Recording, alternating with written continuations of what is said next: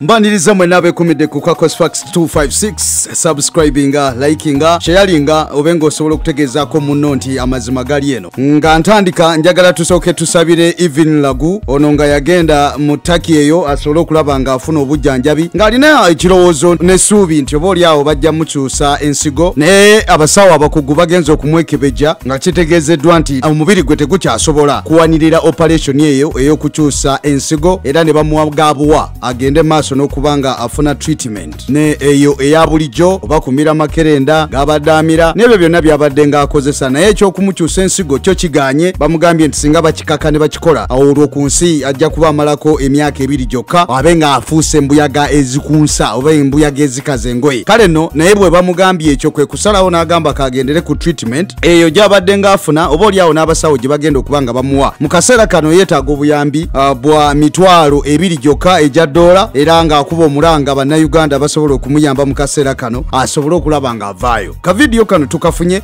era katusooke tukakubaza mukama naye test zafulumye ne bagamba obulamu bwange si tebusobola transplant obudde buno bagambye tebusobola naye balina okumpa treatment ya mitwalo 2 ejja dola olwo badde ba judging here and there twakosa tya sente well twafuna million zaali 8 million 2 zafiira mu bivulu bye twali tusuubira kufunamu ku sente ne tusigaza million 6 badde nkola test za donors zibadde nazo zitwala sente nyingi okutuuka lwe nafuna ow'omukaaga gwe nafuna nabadde nyina okutambula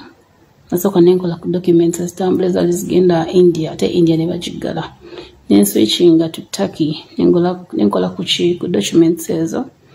tinanyina ogula visa tiketi n'ebirala nga bw'omanyaawo kulaba lawyer Interpol biki empapula zibeera nnyingiko abantu abatambula mubeera mu bimanyi though waliwo era abanyambako ku byentambula naye sente nezijja nga zikola so ningamba naye I have to go akidi tutandike so wetuli tusigazaawo omutwalo gwa dola ate already ndi mu ddwaliro bantandikako ku treatment kubanga bagambye bajja kumpa treatment ya mitwalo 2 ejja dola nze nali nagwamu era nezo sente mwazimpa era neyanziza naye wetutuuse weewo ndi wano tukyetaaga sente sobola okunyambako nga bimwanyambako luli nja kubeera very happy naye nga wano wetuli that's it wetuli naye tukkiriza nti Katonda waali kuba ate waliwo batamanya bibaluma naye bagambye era bamala okumpa treatment eyo nja kudda Uganda mbere ku dialysis nga bwe mbadde mbeerako but otherwise bagambye vitals zange zonna ziri okay so kino kyo tukyebaliza Katonda kubanga ate waliwo abatuuka nga ne vitals zaabwe teziri okay so twebaza Mukama ate ekyo kiri bwe kityo katwongere omusaba n'omunywererako tomanya Mukama abawe nnyo omukisa nze Evelyn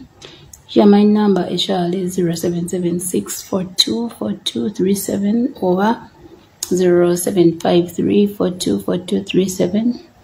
wali wabagala okujja okundabako wali wabagala okumbuzako wali wabagala okunsabirako kyonna wendi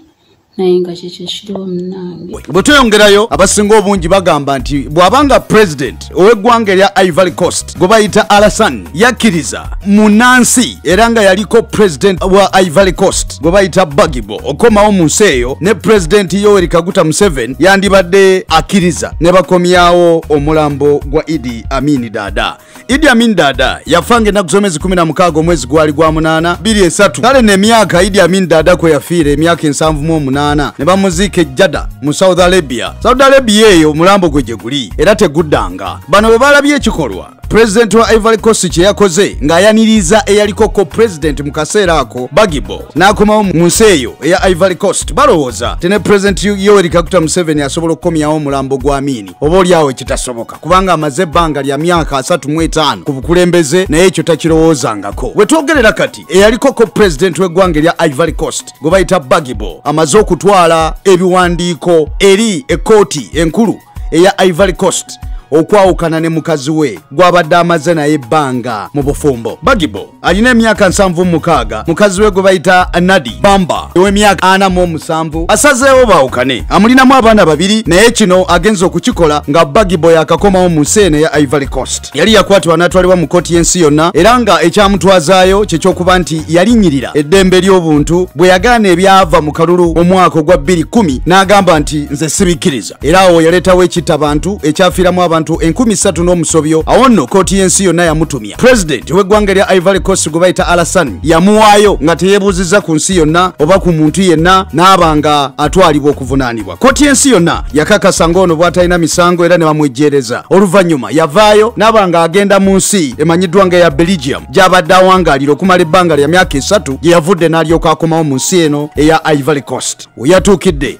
kyasoose okukola kyekyokuba nga atwala ekiwandiiko mu kkooti ya Ivory Coast enkulu okwawukana ne mukazi we. Bagibo alina essuubi ddene okuddamu okwesimbawo ku bukulembeze bw'eggwanga lya Ivory Coast kubanga ayanirizibwa mu mizira era kiraga nti akyalina obuwagizi bungi mu bannansi ba Ivory Coast. Twolekera tulabe oba oliawo akalulu akanajja Bagibo aneesimbawo ku myaka 76 oba anaakola ebirala nga munnansi w'eggwanga erya Ivory Coast. Bwe mba nvudde waawo njagala nkutegezeeko nti Zuwena mu kaseera kano akyali mu self isolation, tayagala kusemberera baana, tayagala kusemberera bbaawe nawankubadde nti guweze omwezi mulamba bukyanga ava mu ddwaliro e Mulago ng'ajjanjabibwa ekirwadde ekya COVID-19. Bebe Cool gye buvuddeko olugambo lwatambula ku social media okwo nga bwali omulwadde wa COVID naye oba oliawo baali batuufu nga yali yeekwese nga bagamba nti omukulu yavaayo n'agamba nti kamusujja gwe gunnumaalumamu nga kirabika COVID naye yali amaze okumubaka. Katusubire nti family netereera naye Zuwena okuvaayo okwogera kiraga nti bannayuganda bangi abakwatibwa obulwadde bwa COVID-19 ne batafabwako